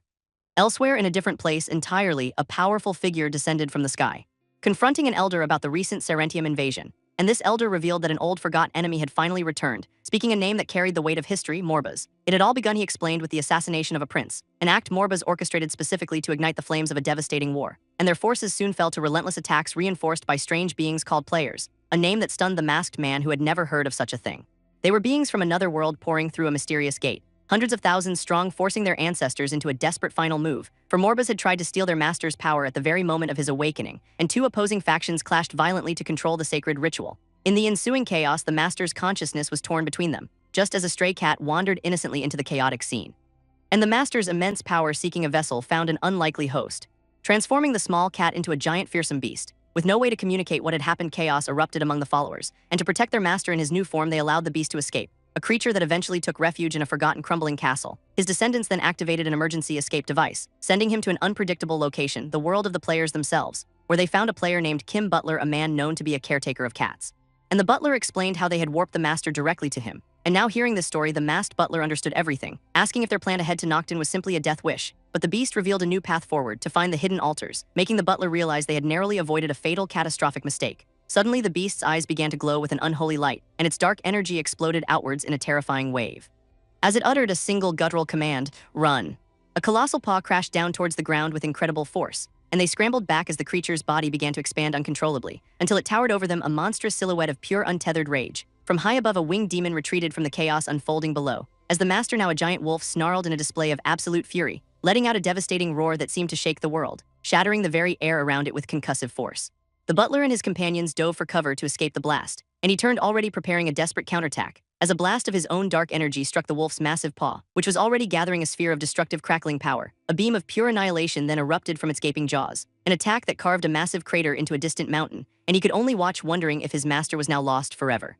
He assessed its power, stronger than anything he had ever faced before. And from behind cover, he continued to observe the raging beast. As the wolf howled again, its power completely unchecked and wild, they could see that Fenrir was in agony, not yet fully lost to the corruption, when suddenly a gray beast roared, calling for the butler by name, and it called out again, a dark sigil flashing in the air nearby. As Riley appeared, declaring this an emergency situation, he quickly shrank the gray beast to a more manageable size, learning that the giant wolf Fenrir was on a destructive rampage.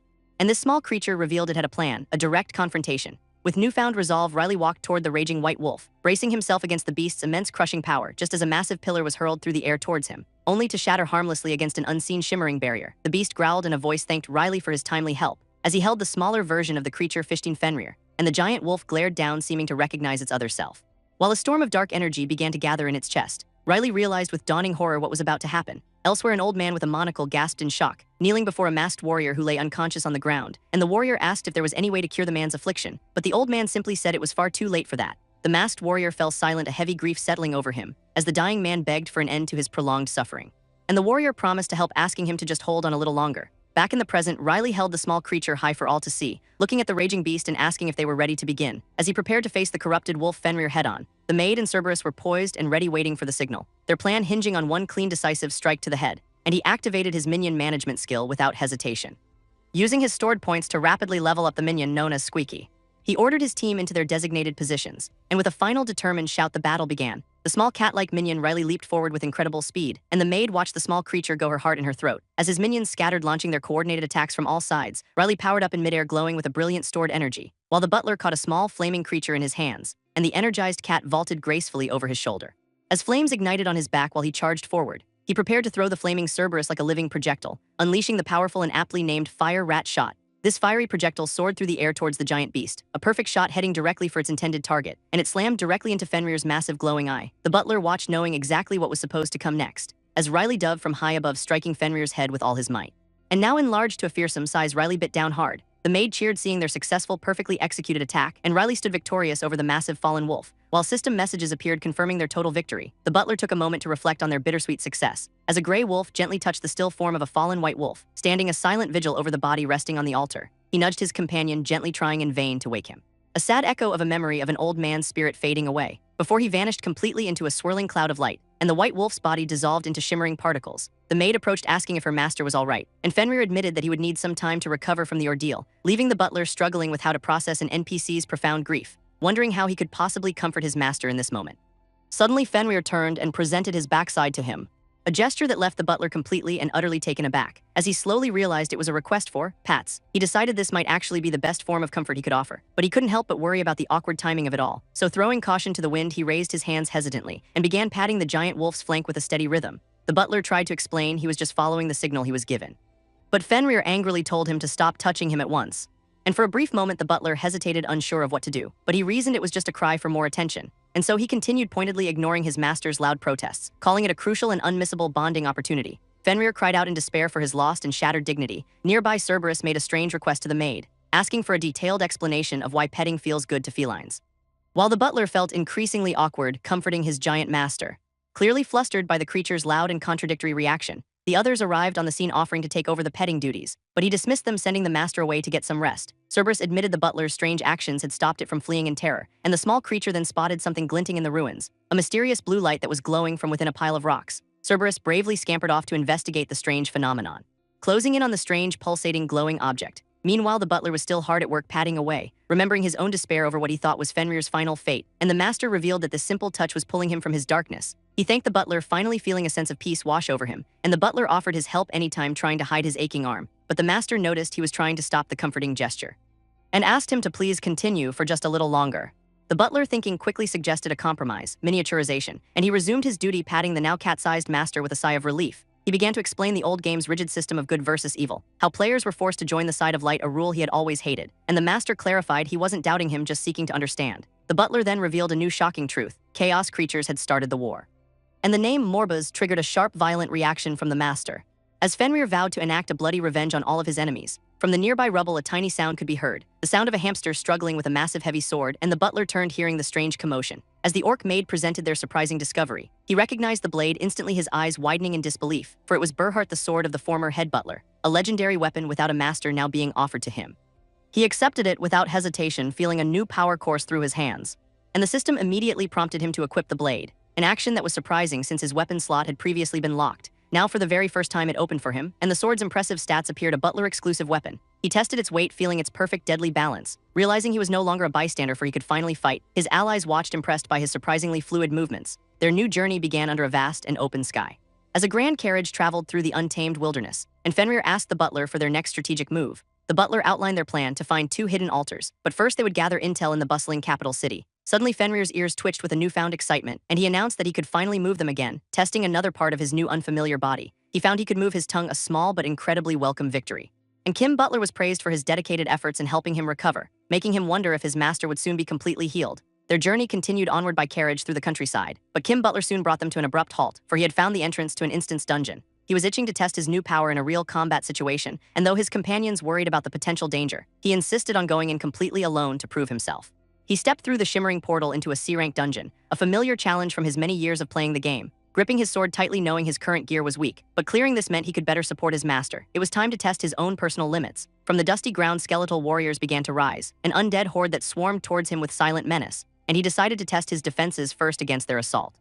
Bracing himself for the inevitable initial blow, he easily parried the clumsy strike that came his way, and shattered the skeleton with a single powerful counterattack. Before diving headfirst into the fray, becoming a whirlwind of steel, parrying a flurry of blows that came from all sides, he unleashed a powerful, invigorating shout, feeling his body was somehow stronger than it had ever been before, and a single fluid arc of his blade cut them all down in an instant. He smiled, enjoying the satisfying feel of his new weapon, which triggered a flashback to a younger, struggling Kim Butler, standing exhausted amid a field of shattered skeletons, as the endless fight was clearly taking its toll on him. From deeper in the cave, more ominous sounds began to echo, as an entire army of the undead marched steadily toward him, and he decided it was finally time to use his trump card. The skeletal horde roared as one and charged forward, and he activated his sword's ultimate skill, the Fideli's Strike, a glowing targeting grid locked onto the enemy ranks, catching the skeletons inside the shimmering, inescapable field. And with a single word, he detonated the stored energy, an explosion that consumed the entire cavern in a flash of light. When the smoke finally cleared, only bone fragments remained, and a system notification confirmed his massive, well-earned reward. The skill was costly, draining his resources, but incredibly effective, and a small creature appeared as his master's voice spoke to him, explaining that the sword Berhart works in tandem with his authority, and his master promised even greater power in exchange for his loyalty. The small familiar then asked if the dungeon was finally cleared, but with no exit in sight, he knew the boss was coming. Two glowing purple eyes emerged from the deepest shadows, and his master's voice shouted a desperate, urgent warning. As a B-rank skeleton general materialized before him, its massive sword pulsed with a terrifying dark energy. A B-rank boss in a C-rank dungeon. This had to be a trap, and he stumbled back, realizing the grave danger he was in. The skeleton's heavy blade crashed down with immense force, and he dove away just in time to avoid the deadly arc. As the undead knight prepared to finish him off for good, desperate, he begged for his master's return to save him, and in response, a sudden surge of incredible power erupted, as his small companion transformed into a massive, terrifying beast. The skeleton general turned slowly to face this new unexpected threat, and the beast stared down its opponent completely unimpressed, its massive paw rising slowly into the air. Before bringing it down with absolutely crushing force, a system message appeared confirming the instantaneous kill, and his master immediately began to scold his servant for his weakness. But the guy argued that the master was just overwhelmingly strong, explaining that B-rank bosses can sometimes appear unexpectedly in lower-level dungeons, but stronger monsters always meant much better rewards, and he celebrated the incredible loot he had just acquired, when suddenly a new light crackled with a strange energy. A golden dimensional gate opened right before them, which he recognized as a rare and coveted golden goblin gate, and he prepared to summon his minions for the next fight, ordering his team to snatch the goblin's gold at all costs. A golden goblin burst from the portal, a shower of coins flying behind it, and he immediately lunged his sword ready to strike, while his mouse minion Riley breathed a powerful stream of fire. In another place, a massive beast approached a tiny blue slime, and the slime quivered helplessly under its intimidating gaze. As the beast raised a heavy, threatening paw, but the slime suddenly hardened its body into sharp spikes and then dissolved, leaving behind a single glowing crystal. The beast consumed the gem's power in one gulp, triggering a flash of a memory, a white cat and another slime. The beast stared intently at the crystal's mysterious source. Elsewhere, a golden goblin was on the run for its life, and a man in a suit joined the frantic pursuit, his blade flashing as he scattered a trail of gold coins. He called out rapidly, closing the distance between them, as his blade sliced cleanly through the goblin's sack of treasure, an impact that sent the small creature flying through the air. But it recovered quickly, still sprinting away at top speed. It tore open an escape portal in the fabric of reality, and the man in the suit readied a specialized capture device. But the goblin dove through the portal just in time. A capture failed notice appeared, confirming his failure, and he was stunned by the goblin's incredible, unexpected speed. His maid admitted that it was likely impossible to catch, explaining that it was a rare bonus monster designed to escape, but he vowed to capture it the next time they met. For now, they would gather the dropped loot it left behind. The great beast summoned him with a single command, Kim Butler. A glowing crystal remained on the ground, a shard of emotion. The butler knelt down to inspect the strange, pulsating artifact, and a sudden flash of a memory hit him with unexpected force. His master asked if he had seen it too, the same vision, and he described it, a feline predator playing with a small slime, confirming they had both witnessed the exact same scene. But the master felt something more, a strange echo of a past life, and he could sense other similar fragments calling out to him. His companions warned that this was a detour from their main goal, but the master decided they must investigate this powerful feeling. The team gathered the remaining loot, ready to move out once more. Night fell across the land, blanketing it in darkness, as their carriage traveled along a winding mountain path, pulled by four powerful, shadowy beasts of burden. The butler drove as his master in a smaller cat form gave directions from beside him, and he dismissed the grand carriage via a simple system command, summoning a single horse for a faster, more direct journey. They soon arrived at a dense, sprawling and ancient forest, where a flock of harpies suddenly took flight from the high trees. The butler began scaling a sheer, vine-covered cliff wall, spotting the next shard in a nest just as a harpy dove to attack, but his master intercepted with a powerful sweeping claw strike, landing among the defeated harpies. The shard now in his possession, touching it triggered another vision, a white beast hunting a harpy, and the master sensed a third presence in the memory, recognizing the familiar beast. He now rode through a desolate, windswept, snowy land, and from a frozen lake he fished out another shard of emotion, kneeling in the snow as he examined the strange, glowing crystal. This shard revealed a memory of a small white cat, and he wondered if it was some kind of miniaturized predator, which would mean the owner's emotions were somehow connected to them. The landscape then shifted to a warm, sunlit canyon, where a new shard now guided their path forward once again, and another memory surfaced, this time of the cat with a butler. He sat for a moment, finally understanding the feeling he'd been chasing, realizing it was the protective parental emotion of a guardian. The creature's ear suddenly twitched with intense focus, as it heard the faint, distant voice of the shard's owner, and knowing they were close, he prepared to ride again. The scene shifts to a modern, high-tech city of the future, where automated drones patrol the skies between towering skyscrapers, and the focus narrows to a single, ordinary residential building. A man walks purposefully through a brightly lit kitchen, receiving a report over a comms link that nothing is unusual. And he quietly opens a nearby door with practiced silence.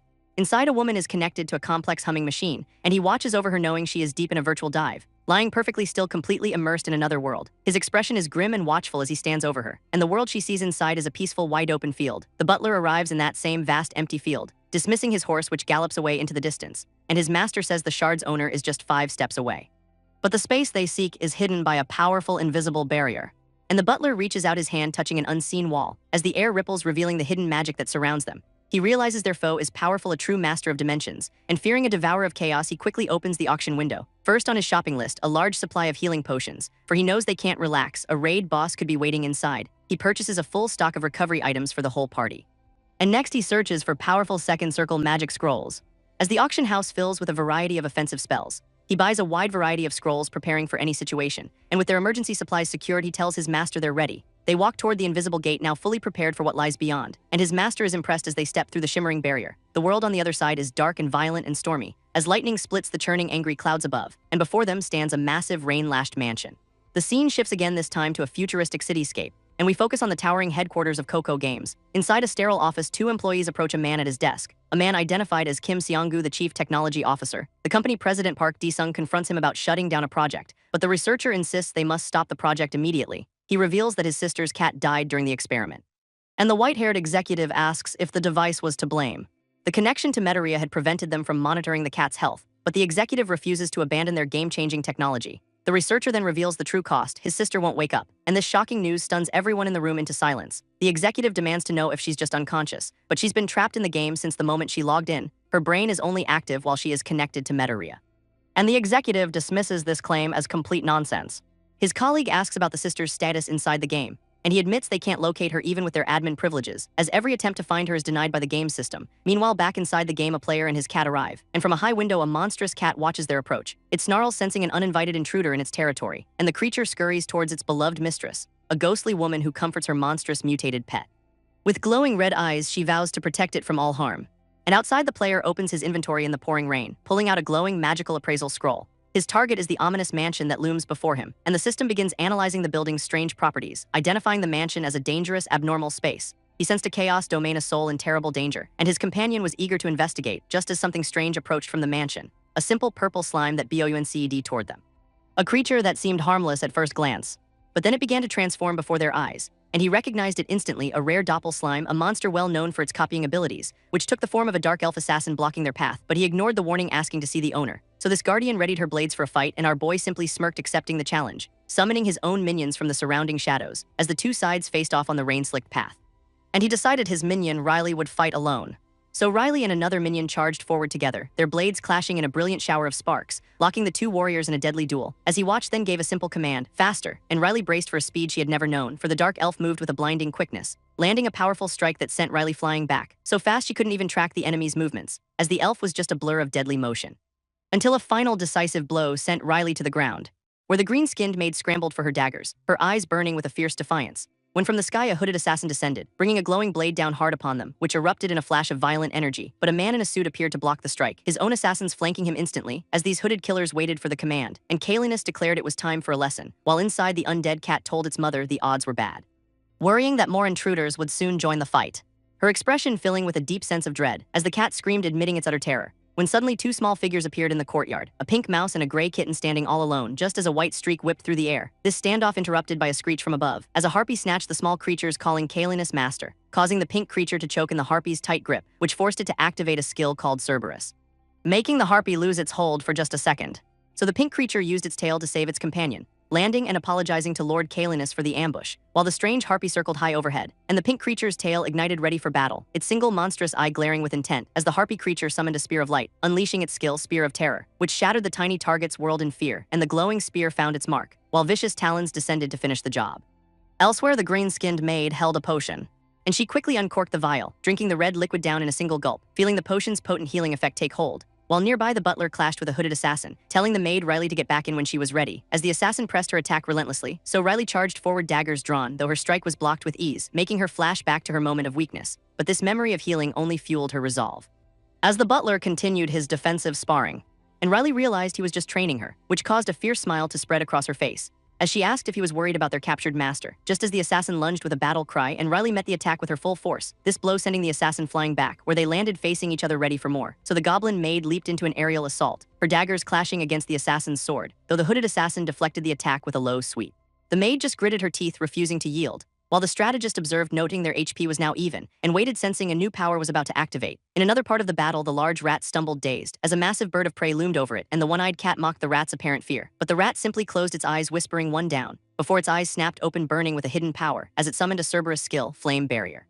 And a fiery roar erupted from the tiny creature, this blast of fire engulfing the entire courtyard, while the one-eyed cat watched from a window completely stunned. Back in the fight, blades locked in a fierce struggle, the two fighters standing off in the purple-lit square, where the assassin's blade glowed with a dark aura, and the goblin maid snarled, her eyes turning crimson, as the strategist watched intently, knowing it had begun. For her orc trait had activated Berserker Rage, and the assassin thrust forward with her empowered sword. But the enraged maid parried with explosive force, causing a flicker of shock to cross the assassin's face. As she backflipped away, retreating from the new threat, and the goblin maid unleashed a furious slash, her daggers clashing against twin blades, as the hooded assassin held her ground, and Ryle roared, consumed by her battle rage, while steel ground against steel once more. But the assassin's strength was clearly failing as she parried another desperate blow, and her enchanted blades began to crack, groaning under the immense pressure, until they finally shattered into pieces. But another attack was already incoming, so Riley intercepted the final blow, shouting for Ryle to wait, explaining that he needed to question their captive. As the defeated assassin collapsed to the ground, and Ryle seethed, her battle lust not yet faded, until the sound of his name snapped her out of it, and she apologized, admitting she got carried away. But Riley dismissed it, focusing on the now transformed assassin, as the slime begged for death, claiming ignorance. So Riley asked a strange question about its owner's cat, deducing it was tamed as a mere plaything, and he pressured the creature, saying he already knew the truth, until the slime finally admitted he was right, causing a predatory grin to spread across Riley's face, as he needed more points for a skill, planning to get them through play. The doppel slime flatly refused the butler's offer, so he dangled a tempting deal, play along to save its owner, and the slime sensed a dark energy confirming its owner was in danger. So the butler feigned walking away, forcing the slime's hand, and a deal was struck with a sinister promise, as he lifted a cloche, revealing a swirling vortex of dark magic, from which a shadowy tendril shot out, capturing the slime instantly, and with the creature secured, he prepared to convert it, but the slime shook its head, refusing to become a minion. So the butler promised to return it once the job was done, and it gave a thumbs up, accepting the temporary pact, just as a system window appeared, beginning the conversion process. And the doppel slime was engulfed in a blinding magical light, as the conversion completed, but at a cost that shocked the butler, though he quickly hid his surprise from the maid Riley, worrying the high price was due to the slime's rarity. Just then his master and Cerberus returned from training, and the master reported Cerberus had saved him from a harpy, excitedly telling the butler he had gotten stronger, for the harpy's screech no longer terrified him. So the butler praised them both for their growth, and the master thanked him, unaware the butler secretly used points to boost his stats. As Cerberus announced it had a gift for the master, and the butler summoned the new minion from his shadow, while the master watched, eager to see the new creature, a purple slime that fled through the empty streets, where it was quickly surrounded by small star-marked cats, and one of the creatures lunged forward. So the slime absorbed its attacker, taking on its form, its body continuing to twist and morph until it solidified into a golden beetle, which took flight above the butler and maid. As the star-marked cat roared, its eyes glowing, and the spectators were impressed by the experienced display, while the beetle hid, watching the cat approach, using its flashy colors to draw its target in and the terrain to create an unpredictable chase, until the beetle suddenly dissolved back into a slime, then transformed into a fish diving into a fountain, as the cat watched from the edge, completely captivated, and the fish swam in circles, a perfect lure, so the cat's astral form dived in after it. While back in its body, it pawed at the water's surface, and the fish taunted it with a powerful splash. This chase described as a nerve-wracking work of art, as underwater the fish smirked at its pursuer, and it jetted through the water with a burst of speed. But the cat kept pace, crackling with energy, until the fish leaped high out of the fountain, erupting into a massive glowing green bird, and the butler noted its power was still strong, even miniaturized. Across the park, a tiny slime sat in a crater, as he calmly presented a silver tray. And the slime reformed, complimenting his impressive skill. While from inside, a stitched cat watched, noting the slime's strength, and it complained to its mom that the guards were too weak, making the pale woman despair that her hidden sanctuary had been found. So the cat asked if she planned to kill it again, but she turned away, her red eyes filled with sorrow, and the creature screamed, accusing her of betrayal. Then it suddenly apologized, its anger gone, so the woman decided she must awaken him, and the cat Wanyang agreed there was no other way. So resigned, she gave her consent, and a small cat-like creature darted into the night, leaping toward a giant golden beetle on a lamppost, as the two creatures prepared for a confrontation, and the butler watched the desperate battle, sensing its loyalty. So the maid asked how he knew the slime's master was threatened, and he explained he sensed conflicting auras and deduced the truth, though he laughed it off as a lucky guess, while internally he calculated the power needed for his skills. And on the tray, the slime was completely exhausted. As the butler was amazed, the slime begging him to save its master, just as a glowing cat creature lunged for the weakened slime. A burst of energy slammed into the man's face, sending him flying backward down the path, where he landed, catching himself on the cobblestone, as a cat-like creature addressed him as Kim Butler, approaching and acknowledging his difficult service. And though Kim Butler remained humble, the creature had a reward, offering him a promotion to exclusive butler. So his rank officially changed in the system, as the authority of Kalinus flowed into him, and a blue light enveloped Kim Butler, his clothes shifting, his formal attire morphing into a modern suit, while dark energy swirled as the transformation continued, and a silver pin materialized on his lapel, completing the promotion. So he stood taller, a new presence, his entire appearance sharper, more refined, as Kalinus promised more power for his loyalty, and Kim Butler vowed to serve with even greater diligence, sealing a new pact between them.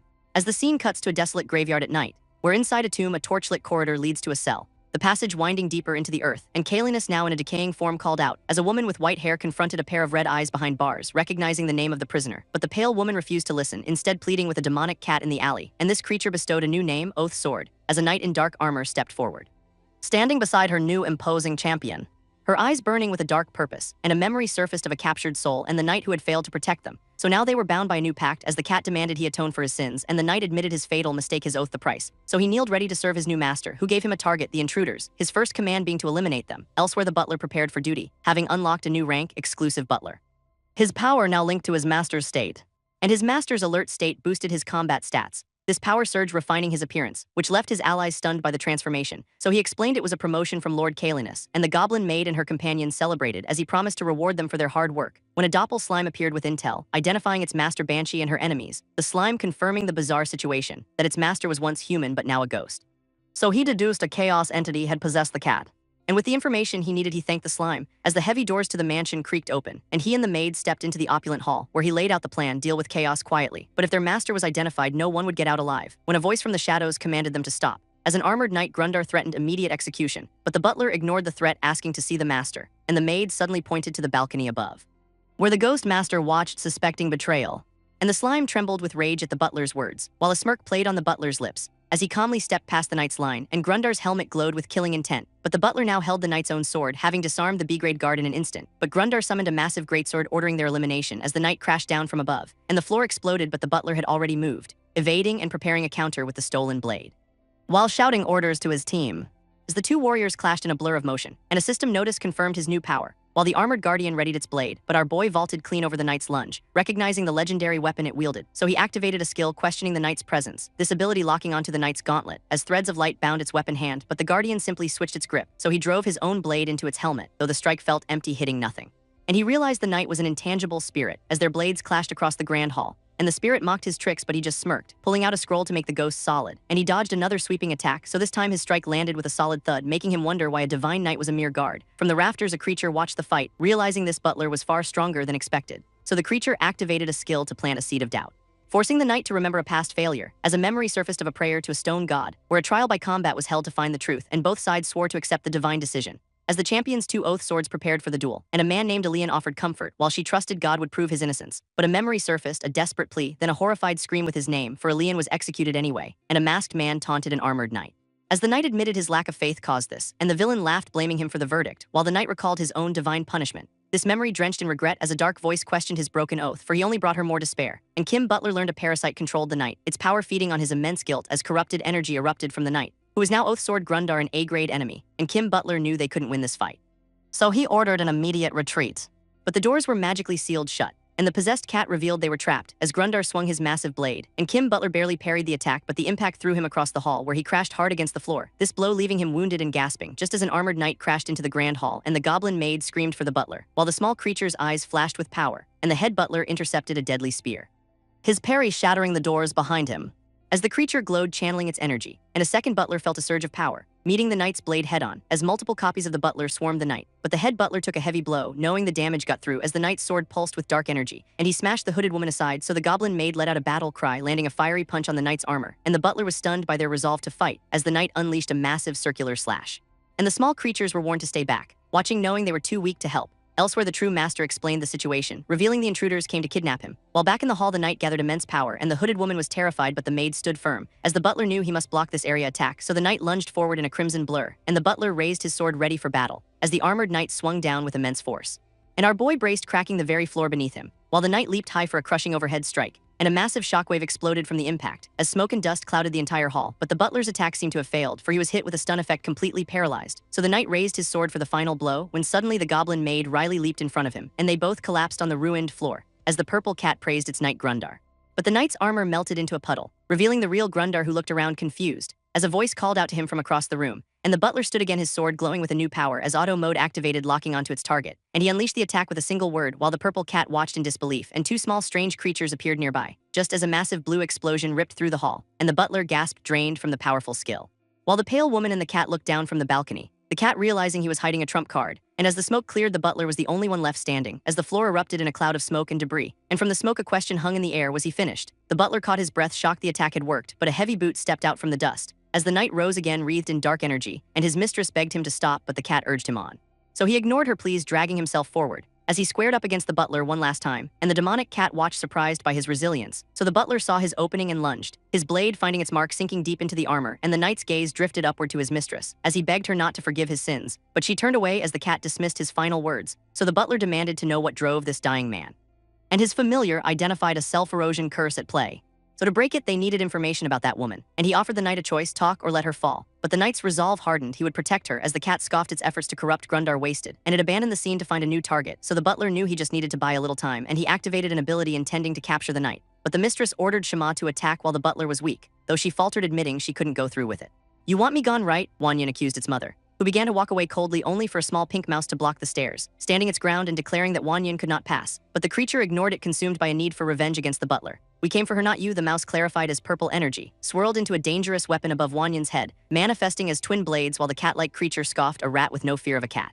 Just before the mouse revealed its startling skill of gigantification, Wanyan's eye widened in utter shock, watching the tiny creature suddenly become a giant, looming over it with a mocking tone: "I can't hear you from up here," which sent Wanyan turning back to its mother in terror, screaming, "Are you going to let me die again?" It shrieked about her fatal mistake from the past, how she believed their lies. And because of it, everyone died, causing the woman to clutch her head in torment, begging for it to stop. But the creature just kept screaming, "Listen to me," until overwhelmed by a grief so profound her very eyes began to bleed. A sight that left even the giant mouse watching completely stunned, just as a dark and immense power finally erupted from the woman.